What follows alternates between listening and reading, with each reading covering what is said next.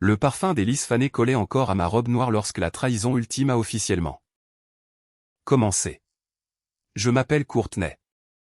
Une comptable de 28 ans qui a toujours fait davantage confiance aux chiffres qu'aux promesses humaines vides. Nous venions de rentrer de l'enterrement de mon grand-père Édouard lorsque ma belle-mère nous a réunis dans le salon, une fausse larme coulant sur sa joue. Elle a sorti un document fraîchement dactylographié qu'elle prétendait être son testament final. Tandis que mon père refusait de croiser mon regard. Selon les papiers qu'elle affichait fièrement, ils hériteraient de l'intégralité du fonds familial. Tandis que je ne recevais qu'une misérable somme de $100 pour avoir soi-disant manqué à mes devoirs familiaux. En examinant de près le bas de cette page imprimée, mon œil exercé a immédiatement remarqué que sa signature habituellement tremblante paraissait suspectement rigide. Sachant qu'il était préférable de ne pas engager une dispute bruyante sur place, j'ai mordu ma langue avant de m'éloigner silencieusement pour rassembler ses affaires restantes.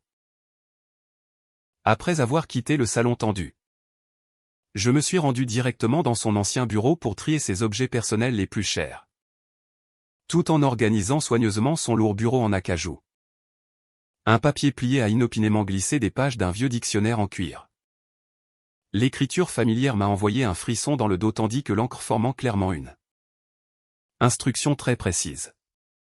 Le message m'ordonnait simplement de me rendre sur son lieu de repos le lendemain à exactement 9h45 du matin.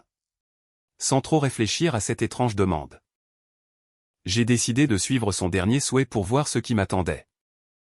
Lorsque je suis arrivé sur son site d'inhumation fraîchement recouvert le lendemain matin, toute ma réalité s'est complètement effondrée.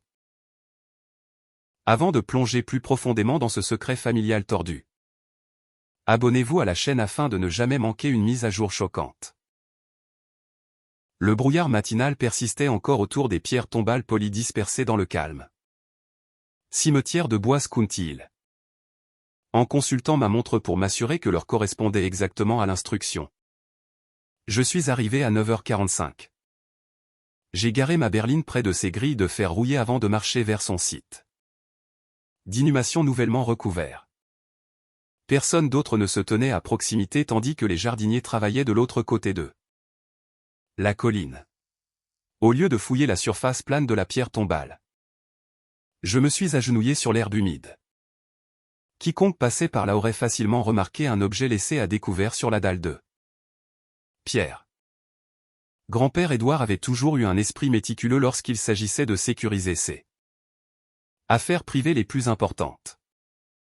Je me souvenais qu'il avait mentionné une entreprise de paysagisme spécialisée qu'il avait engagée pour concevoir ce site mémorial spécifique des années auparavant. Mes mains se sont tendues vers le lourd vase en pierre fixé de façon permanente à la base de béton de la pierre tombale. En passant mes doigts le long du bord inférieur, j'ai senti un compartiment creux caché situé près de l'arrière. Une petite boîte en plastique étanche était solidement fixée à l'intérieur de la cavité à l'aide de puissants aimants. J'ai soigneusement retiré le conteneur rectangulaire de sa cachette avant d'ouvrir les fermoirs bien serrés. À l'intérieur du compartiment sec reposait un enregistreur vocal numérique compact enveloppé d'une fine couche de mousse. En appuyant sur le bouton de lecture situé sur le côté de l'appareil, j'ai approché le petit haut-parleur de mon oreille. Sa voix familière et rauque a immédiatement retenti à travers l'appareil audio. Sans aucune hésitation ni bruit de fond. Ne fais confiance à personne de notre famille concernant les événements entourant mon décès. Soudain, a-t-il déclaré clairement. J'ai mis l'enregistrement en pause une brève seconde tout en jetant un coup d'œil par-dessus mon épaule pour vérifier les alentours. Si tu décides de contacter la police maintenant, tout ce plan échouera complètement. L'enregistrement a continué. La sévérité de son ton indiquait qu'il avait anticipé ma réaction exacte en découvrant ce message. Caché. Si tu me fais confiance, rends-toi directement à la chambre numéro 4 du Desert Sun Motel sur la route 21. Le fichier audio s'est interrompu brusquement juste après cette dernière instruction, sans donner de contexte ni d'explication supplémentaire. J'ai glissé l'enregistreur dans la poche de mon manteau en me relevant du sol humide du cimetière. Sans perdre un instant de plus sur le site d'inhumation. J'ai rapidement regagné l'endroit où ma voiture était stationnée. J'ai démarré le moteur immédiatement. J'ai quitté le parking tranquille et me suis dirigé tout droit vers la route principale. Tandis que je naviguais dans la circulation matinale. Mes yeux se portaient constamment vers le rétroviseur pour vérifier derrière moi. J'ai pris 3 virages aléatoires consécutifs dans un quartier résidentiel uniquement pour m'assurer que personne ne me suivait secrètement. Un SUV de couleur sombre a semblé suivre mon trajet au début avant de s'éloigner au prochain grand carrefour. En serrant fermement le volant de cuir, j'ai emprunté l'autoroute menant vers les environs de la ville. Le trajet vers le motel a pris environ 30 minutes en raison des véhicules lents sur l'autoroute. J'ai repensé aux étranges événements des derniers jours tout en gardant mon attention sur la chaussée devant moi. Le testament complètement fabriqué présenté par Brenda la veille continuait de me revenir vivement à l'esprit tandis que je conduisais. Elle avait toujours voulu le contrôle total de ses biens depuis qu'elle avait épousé mon père il y a plus de 20 ans. Mon père n'avait jamais contesté ses décisions concernant les questions financières liées au fonds familial ou à l'entreprise. La voix sur l'enregistreur prouvait que mon grand-père avait soupçonné leurs intentions bien avant sa prétendue insuffisance cardiaque. La route est progressivement passée des bâtiments suburbains regroupés à des étendues vides de terre poussiéreuse bordant l'autoroute principale. L'enseigne au néon fané du Desert Sun Motel est finalement apparue sur le côté droit de la route. L'établissement délabré ressemblait exactement au genre d'endroit que quelqu'un choisirait pour rester complètement inaperçu. J'ai ralenti mon véhicule avant de tourner dans le parking de gravier situé directement devant les chambres. Les pneus ont crissé bruyamment contre les pierres meubles tandis que je manœuvrais prudemment pour me garer près de l'arrière. J'ai coupé le contact tout en scrutant les environs à la recherche de voitures familières ou d'individus suspects rôdant à proximité. Seuls 2 autres véhicules étaient stationnés sur le parking. Tous 2 couverts d'épaisses couches de poussière et de saleté de l'autoroute. En retirant les clés du contact, j'ai pris une profonde inspiration avant de sortir dans l'air froid du matin. Les pneus ont de nouveau crissé bruyamment contre le gravier meuble tandis que je faisais entrer ma berline dans le parking délabré du Desert Sun Motel. J'ai stationné rapidement le véhicule avant de me diriger directement vers la porte en bois marquée d'un numéro 4 fané. En levant les jointures vers la surface rayée. J'ai frappé 3 fois de suite tout en regardant par-dessus mon épaule pour m'assurer que personne ne m'avait suivi. La porte a grincé légèrement avant qu'une main familière ne me tire à l'intérieur de la pièce. Faiblement éclairée. Grand-père Édouard a immédiatement verrouillé le pêne dormant derrière moi tout en tirant les lourds rideaux pour bloquer la lumière du matin. Il paraissait nettement plus mince dans son pull trop grand. Mais ses yeux perçants avaient conservé leur intensité habituelle. En désignant une paire de chaises en plastique près d'une petite table ronde, il m'a fait signe de m'asseoir face à lui. Il ne m'a offert aucun câlin émotionnel ni n'a perdu de temps à s'excuser pour la supercherie élaborée qui se déroulait autour de nous. Quelqu'un vivant dans notre propre maison a activement planifié de me retirer définitivement du tableau, a-t-il déclaré clairement, sans aucune hésitation. Entendre ces paroles glaçantes confirmées à voix haute a confirmé les terribles soupçons qui grandissaient silencieusement dans mon esprit depuis la veille. Il s'est penché en avant tout en plaçant un épais dossier Manila directement sur la surface rayée de la table en plastique. Le bruit sourd des documents heurtant la table a résonné fortement dans l'espace confiné de la chambre de motel. En faisant glisser un papier de mon côté de la table, il a pointé un doigt ferme vers les noms chimiques surlignés. Il y a quelques mois, j'ai commencé à souffrir de vertiges sévères accompagnés de pertes de mémoire inhabituelles au cours de mes routines quotidiennes, a-t-il expliqué doucement. Brenda a insisté pour gérer mes piluliers quotidiens en prétendant que je devenais simplement trop vieux pour m'occuper de ma propre santé. Refusant de devenir une victime dans sa propre maison. Il avait secrètement emmené ses médicaments cardiaques prescrits dans un laboratoire d'analyse. indépendant en ville. Le toxicologue certifié avait découvert que ces pilules cardiovasculaires cruciales avaient été entièrement remplacées par des doses dangereusement élevées de sédatifs sur ordonnance. Il voulait provoquer un déclin cognitif sévère pour me forcer à signer le contrôle total du fonds familial, a-t-il poursuivi. J'ai fixé les résultats de laboratoire montrant des interactions médicamenteuses létales capables de provoquer un accident vasculaire cérébral artificiel ou une insuffisance cardiaque soudaine. Il a de nouveau plongé la main dans le dossier pour produire un second document portant des sceaux officiels du gouvernement près de la marge supérieure. Je n'ai jamais falsifié de certificat de décès ni agi en dehors des limites de la loi pendant toute cette opération, m'a-t-il rapidement rassuré. Dès que le laboratoire a confirmé la tentative d'empoisonnement, il a apporté les preuves concrètes directement au procureur de district. Il s'est assis avec des agents des forces de l'ordre spécialisés pour coordonner une vaste opération de piégeage visant Brenda ainsi que mon père. Le service de police local l'avait discrètement placé dans un protocole actif de protection des témoins en utilisant des médecins légistes coopératifs à l'hôpital du comté. Le détective principal lui avait explicitement ordonné de rompre tout contact avec nos parents pour maintenir le secret absolu de l'enquête. Les funérailles publiques avaient servi de délai tactique nécessaire pour leur faire croire qu'ils avaient complètement triomphé dans leur schéma vicieux. Il a révélé que les forces de l'ordre avaient besoin que les principaux suspects présentent activement les documents frauduleux réclamant l'héritage afin de solidifier les accusations de fraude criminelle. Il a expliqué comment les enquêteurs surveillaient actuellement les comptes financiers en attendant que Brenda initie le premier transfert illégal massif. Nous avions besoin qu'ils mordent à l'hameçon en croyant que personne ne pourrait les empêcher de piller l'ensemble de la succession, a-t-il conclu fermement. Les autorités exigeaient que les auteurs démontrent avec confiance leurs intentions criminelles avant de lancer des descentes officielles sur la résidence familiale principale.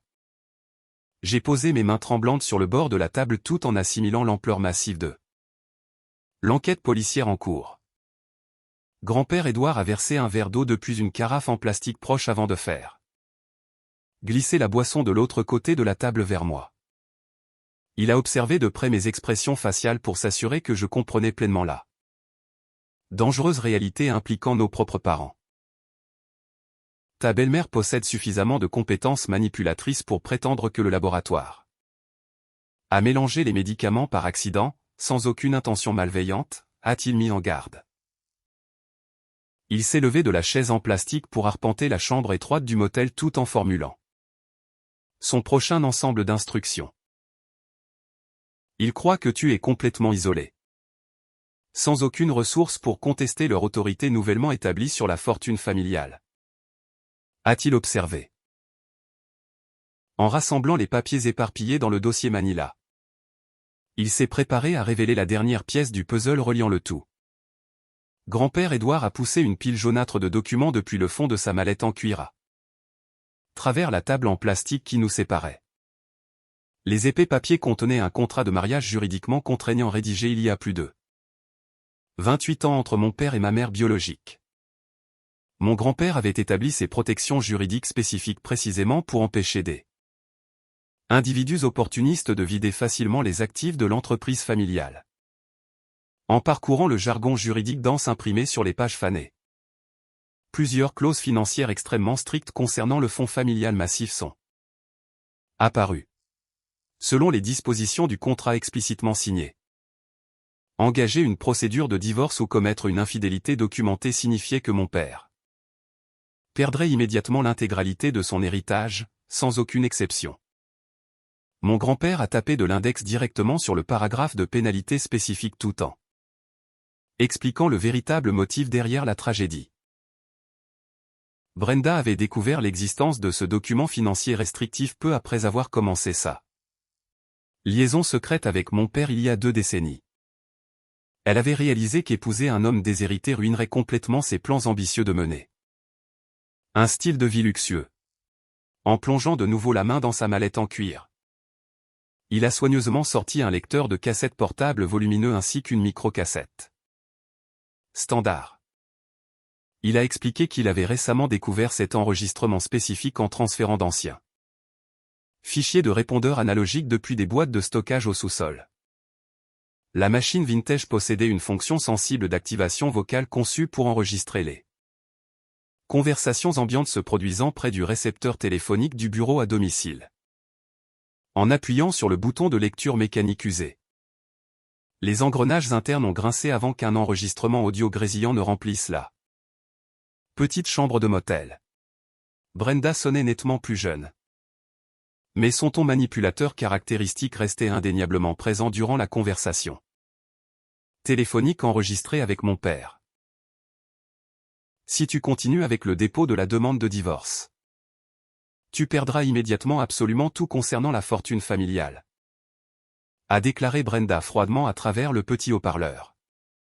Le seul moyen possible de conserver l'argent du fonds familial exige de s'assurer que son véhicule perde soudainement ses freins sur le col de montagne escarpé. Le clic mécanique du lecteur de cassette s'éteignant a résonné bruyamment dans ma tête tandis que la réalisation dévastatrice s'installait enfin. L'accident d'automobile tragique qui avait coûté la vie à ma mère 23 ans auparavant n'avait jamais été une simple panne mécanique aléatoire sur une route traîtresse. Le service de police local avait précédemment attribué l'accident mortel aux fortes pluies ayant emporté les virages dangereux de la montagne. Brenda avait activement manipulé mon père faible pour qu'il sabote les freins afin de sécuriser leur avenir financier sans violer le strict contrat de mariage. Mes mains ont serré fermement les bords de la table en plastique tout en tentant d'assimiler l'ampleur pure de leurs calculs froids. Grand-père Édouard n'a offert aucun mot de réconfort vide concernant la révélation horrifiante au sujet de ma mère biologique.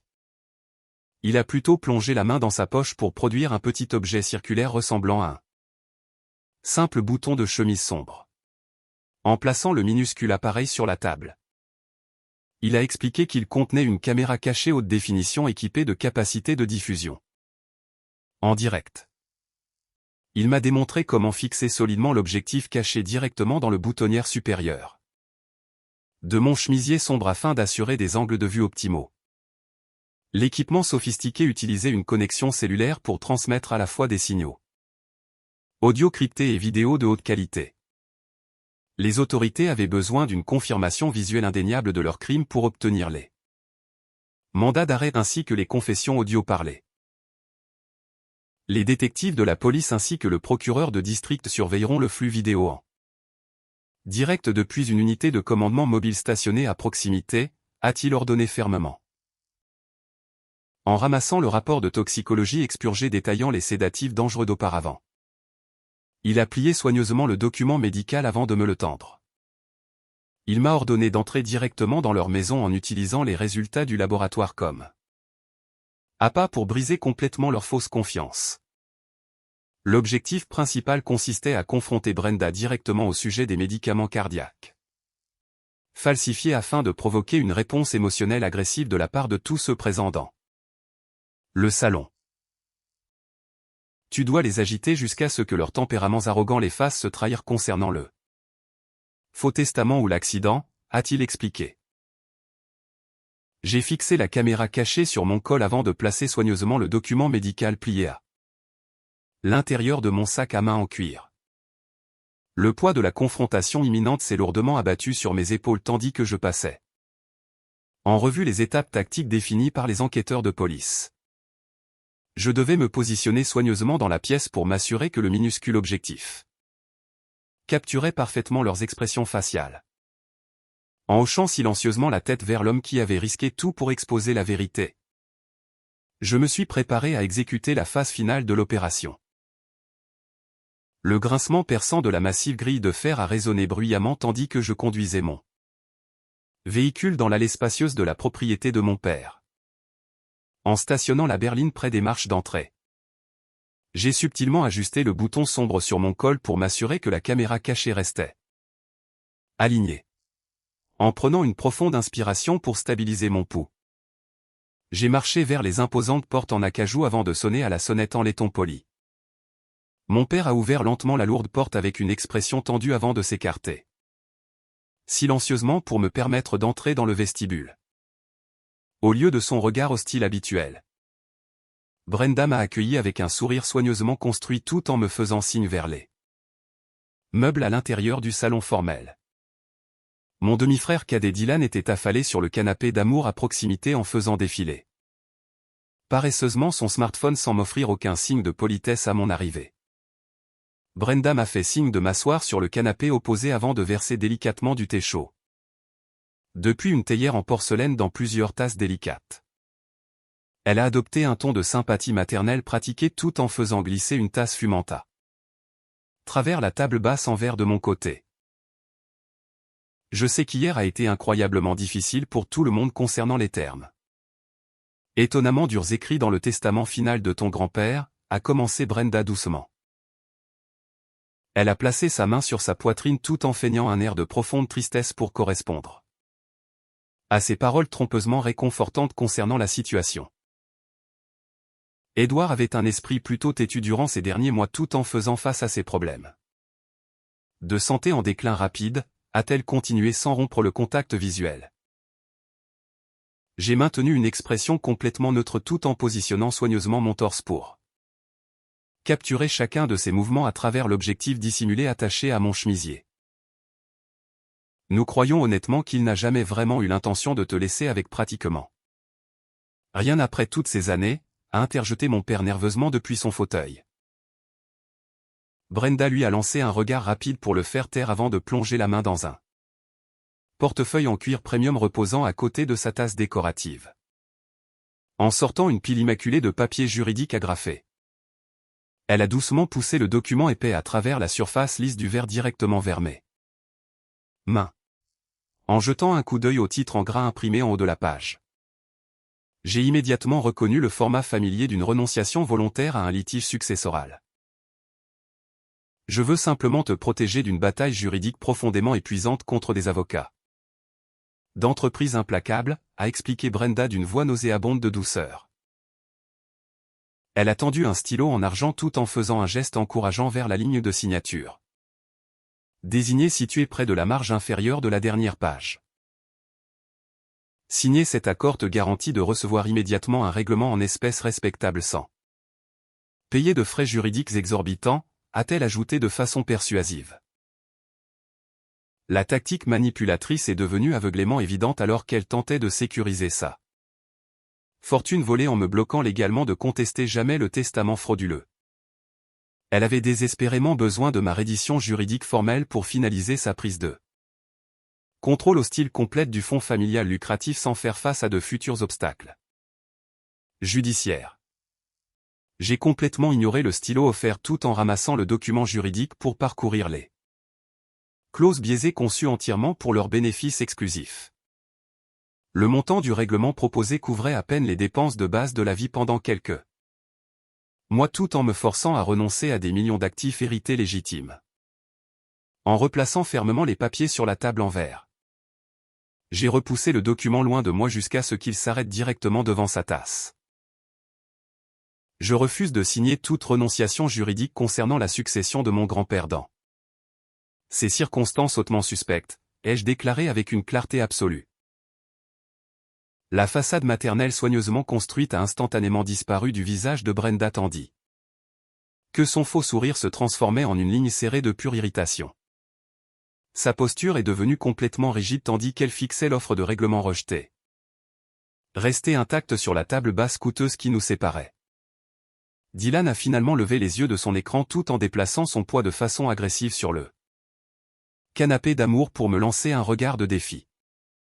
Mon père s'est agité inconfortablement dans son fauteuil en regardant anxieusement entre sa femme enragée et sa fille biologique complètement inflexible.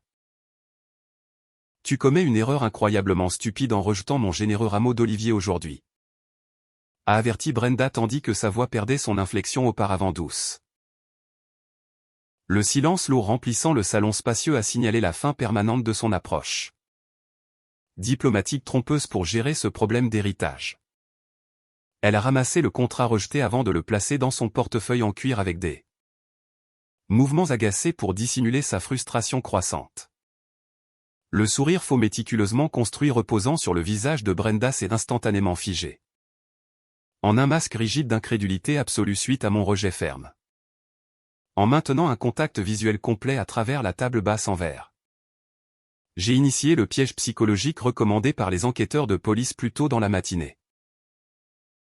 L'avocat a récemment récupéré la version numérisée authentique du testament original de mon grand-père depuis un serveur cloud sécurisé, ai-je déclaré avec une certitude absolue. Déposer cette information complètement fabriquée dans la pièce silencieuse a produit une réaction physique immédiate de la part de mon demi-frère arrogant. Dylan a laissé tomber son smartphone coûteux sur le canapé d'amour en cuir tout en se poussant agressivement en position debout pour me confronter. C'est complètement impossible parce que j'ai personnellement passé le document original directement dans le destructeur de documents du bureau avant d'imprimer la fausse version. A-t-il lâché bruyamment. La pure panique prenant le dessus sur son processus de pensée rationnelle l'a forcé à confesser publiquement sa participation directe à la destruction des papiers juridiques authentiques.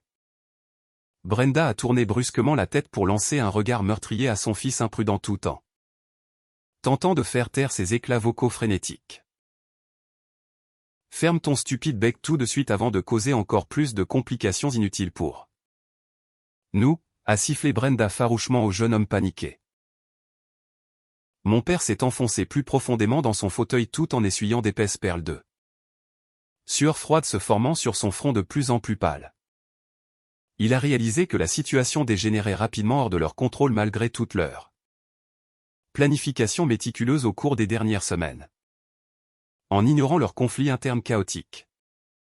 J'ai plongé la main dans mon sac à main en cuir pour récupérer le rapport de toxicologie plié obtenu du laboratoire médical indépendant. En dépliant soigneusement le papier officiellement tamponné, j'ai jeté la pièce cruciale de preuve médicale directement au centre de la table en verre. Le toxicologue médico-légal a confirmé la présence de sédatifs létaux cachés à l'intérieur de ces médicaments cardiaques quotidiens durant les 3 derniers mois, ai-je expliqué calmement. La couleur restante a complètement quitté le visage de mon père tandis qu'il fixait d'un air absent les composés chimiques surlignés imprimés sur le document officiel.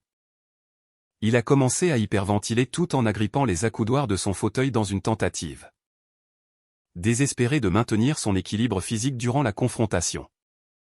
Brenda s'est penchée en avant pour inspecter les résultats de laboratoire tandis que ses doigts manucurés tremblaient visiblement contre la surface lisse du verre qui nous séparait.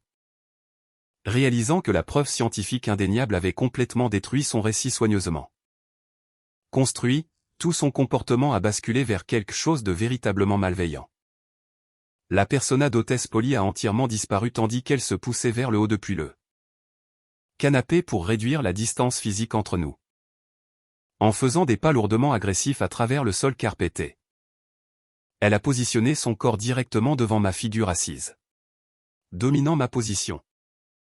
Elle a claqué ses 2 mains sur la table tout en me fixant intensément dans les yeux avec une haine non filtrée.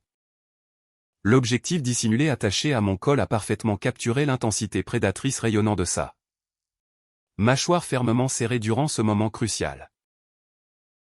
Tu agis exactement comme ta mère biologique têtue et stupide en interférant dans les affaires. Concernant la fortune familiale, a sifflé Brenda à travers ses dents serrées. Je suis resté complètement immobile dans mon siège tout en permettant à sa rage incontrôlable de dicter ses menaces verbales suivantes sans interrompre son monologue. Souhaites-tu sincèrement connaître un accident de frein sectionné sur un col de montagne escarpé? Pour apprendre ta leçon finale. A-t-elle menacé de façon venimeuse? Sa référence directe à l'accident d'automobile orchestré 23 ans auparavant a fourni exactement la confession verbale requise par les autorités à l'écoute. L'enregistrement audio indéniable de sa déclaration malveillante a été transmis parfaitement à travers la connexion cellulaire cachée sous mon chemisier sombre à l'équipe de surveillance. Mon père a poussé un gasp audible en entendant sa femme actuelle reconnaître ouvertement leur implication mutuelle dans le sabotage mortel de toutes ces années auparavant. Il s'est couvert le visage des 2 mains tout en pleurant silencieusement sur la réalité inévitable de ses actions passées qui le rattrapaient enfin. Dylan est resté complètement figé à côté du canapé d'amour en regardant sa mère perdre complètement Le contrôle de son tempérament auparavant discipliné devant moi. Brenda a continué de s'appuyer lourdement contre la table en verre tout en attendant ma réaction à sa menaçante de mort horrifiante concernant le véhicule saboté. Elle croyait fermement que ses paroles intimidantes forceraient ma soumission immédiate concernant le litige en cours sur l'héritage massif laissé derrière. Au lieu d'afficher des signes visibles de peur, j'ai croisé son regard furieux avec un air de détachement émotionnel complet. Le piège soigneusement orchestré restait fermement refermé autour d'eux, tandis que les auteurs restaient entièrement inconscients de leur destin juridique imminent. Le regard furieux de Brenda a soudainement chuté vers le bas avant de s'arrêter brusquement sur la protubérance inhabituelle reposant le long du bord supérieur de mon col sombre. Ses doigts parfaitement manucurés ont pointé directement vers le bouton en plastique déguisé tandis qu'un cri perçant de pure panique s'échappait de sa gorge. Elle a instantanément reconnu le subtil reflet de l'objectif de la caméra cachée transmettant chaque seconde de leur confession légalement accablante. Dylan a réagi à la vocalisation paniquée de sa mère en lançant tout le poids de son corps en avant à travers le tapis coûteux du salon. Le jeune homme arrogant s'est précipité agressivement vers ma position assise tout en tentant d'arracher violemment l'équipement de surveillance de mes vêtements. Je me suis immédiatement repoussé en arrière hors du fauteuil rembourré tout en levant les deux bras pour bloquer son assaut physique initial. Mon père a surprenamment contourné son hésitation lâche habituelle en projetant son torse directement à travers la table basse en verre pour assister son fils agressif. Son mouvement maladroit soudain a envoyé des tasses en porcelaine délicate se briser sur le sol en bois dur tandis qu'il tentait désespérément d'atteindre mon haut de poitrine. Je me suis rapidement retiré vers une console en bois décorative positionnée près du mur du salon. Formelle pour maintenir une distance physique tactique. Dylan a agressivement refermé l'écart étroit entre nous tout en tirant son poing droit vers l'arrière pour délivrer un coup physique dévastateur. Refusant de devenir une victime impuissante durant cette altercation violente. Ma main droite a fermement saisi un lourd vase en cristal reposant à proximité. J'ai balancé l'objet ornemental décoratif avec force contre le coin tranchant de la console pour intentionnellement briser la base épaisse en verre. En tenant l'arme en cristal déchiquetée fermement devant mon corps. J'ai verbalement averti de rester en arrière tout en maintenant ma posture défensive. Juste au moment où Dylan ignorait mon arme défensive en lançant son poing serré en avant. Les lourdes portes d'entrée en acajou ont explosé vers l'intérieur avec violence. Plusieurs officiers de police tactique lourdement armés ont inondé le vestibule formel tout en criant des ordres verbaux assourdissants pour que tout le monde se fige immédiatement. L'équipe de surveillance stationnée à l'intérieur de l'unité de commandement mobile avait surveillé la violence physique croissante à travers le flux vidéo cellulaire en direct. Le personnel des forces de l'ordre a envahi le salon spacieux tout en pointant leurs armes de service délivrées directement sur mes membres de famille hautement agressifs. Dylan s'est figé en plein coup de poing avant qu'un grand officier tactique ne le plaque de force sur le tapis coûteux tout en immobilisant solidement ses deux bras. Un autre officier en uniforme a rapidement plaqué mon père face contre le verre brisé recouvrant la table basse avant d'appliquer expertement des menottes en métal. Brenda a frénétiquement tenté de sprinter vers le couloir arrière avant que deux officiers ne interceptent son chemin pour lui attacher de force les poignets ensemble. Les cliquetis métalliques des lourdes menottes ont résonné dans tout l'espace formel tandis que la police neutralisait complètement les menaces physiques actives. J'ai lentement abaissé le vase en cristal brisé jusqu'au sol en bois dur tout en m'éloignant soigneusement du centre chaotique de la pièce.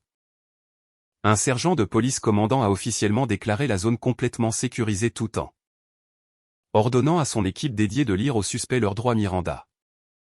Les officiers procédant à l'arrestation ont effectué des fouilles corporelles approfondies sur les 3 individus pour s'assurer qu'aucune arme dissimulée ne restait cachée dans leurs vêtements. Dylan a continué de crier des obscénités envers les officiers procédant à l'arrestation tout en luttant inutilement contre les chaînes métalliques incassables liant ses poignets. Brenda a commencé à exiger un accès immédiat à son avocat de la défense privée tout en refusant de répondre à toute question préliminaire posée par le personnel en uniforme. La poussière restante de l'entrée forcée s'est lentement déposée tandis que de lourds pas résonnait régulièrement depuis le couloir du vestibule formel. Grand-père Édouard est entré lentement dans le salon complètement sécurisé tout en maintenant une expression incroyablement stoïque sur son visage âgé. L'éminent procureur de district a assorti son pas mesuré tout en tenant une épaisse mallette en cuir, contenant les preuves juridiques indéniables de leur crime.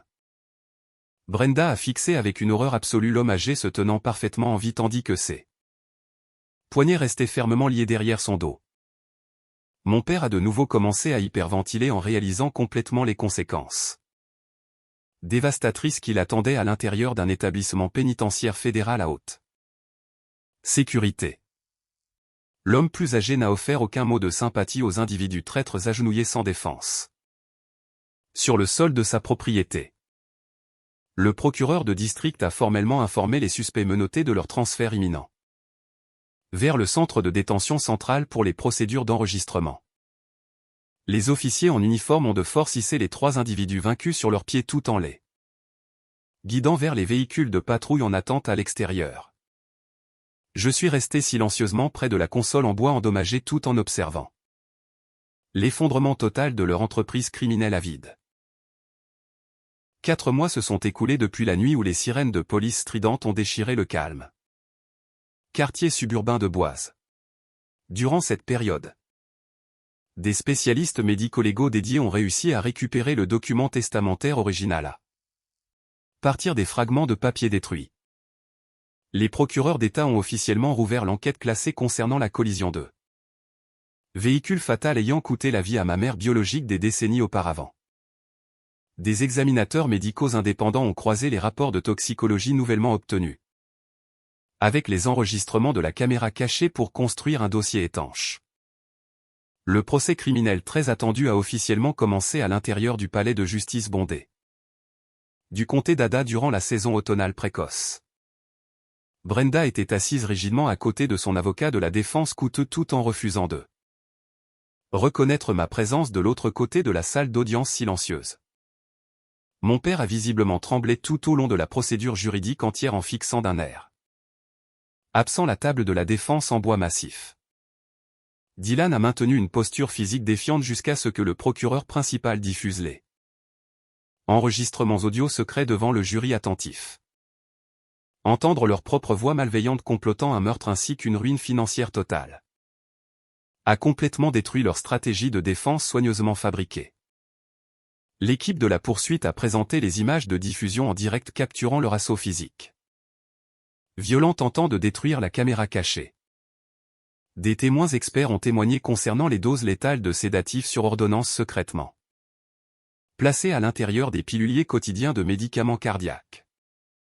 Les détectives ont détaillé la méthode précise de sabotage mécanique utilisée pour désactiver le système de freinage automobile avant l'accident fatal.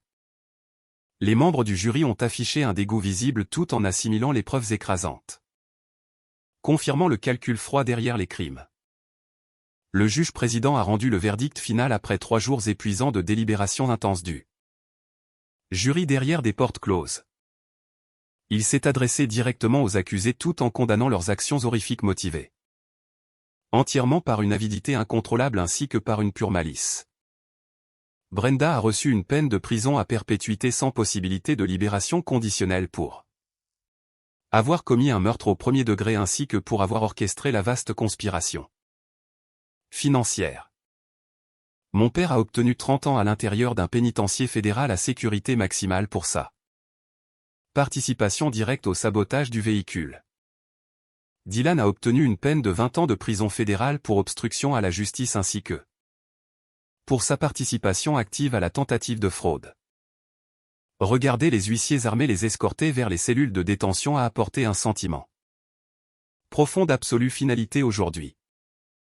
Les lourdes portes métalliques claquant derrière leurs figures enchaînées ont marqué la conclusion permanente de leur entreprise criminelle. En sortant du palais de justice sur les marches de béton, l'air d'automne vif a enfin rempli mes poumons. Grand-père Édouard se tenait patiemment à côté des lourdes portes d'entrée en verre tout en tenant une petite boîte en velours dans ses mains. Il portait un costume sur mesure tout en paraissant remarquablement plus en santé comparé à sa condition fragile au motel délabré. Il a ouvert le couvercle sombre pour révéler la clé principale du coffre-fort contrôlant l'intégralité du fonds familial. Il a tendu sa main ridée vers l'avant tout en me demandant de prendre officiellement le contrôle de l'empire financier massif immédiatement. Il a insisté sur le fait que les vastes ressources d'entreprise m'appartenaient de droit suite à l'élimination complète des membres de famille corrompus. En regardant l'objet métallique brillant, des souvenirs vifs de l'avidité dévastatrice déchirant toute notre famille ont été déclenchés. L'immense richesse avait originellement causé le sabotage fatal détruisant ma mère biologique avant de faillir lui coûter la vie récemment. J'ai secoué lentement la tête tout en repoussant doucement sa main tendue vers sa propre poitrine. Sans hésitation. Construire ma propre firme de comptabilité indépendante m'avait fourni suffisamment de stabilité financière personnelle sans hériter de cet argent d'entreprise lourdement souillé. Je refuse de lier mon avenir à une fortune entièrement trempée dans des décennies de tromperie ainsi que dans le sang d'innocents. L'homme âgé a hoché lentement la tête tout en fermant la boîte en velours pour accepter silencieusement ma décision ferme concernant l'héritage. Il a parfaitement compris pourquoi garder une distance physique sur de la fortune familiale toxique restait ma priorité absolue.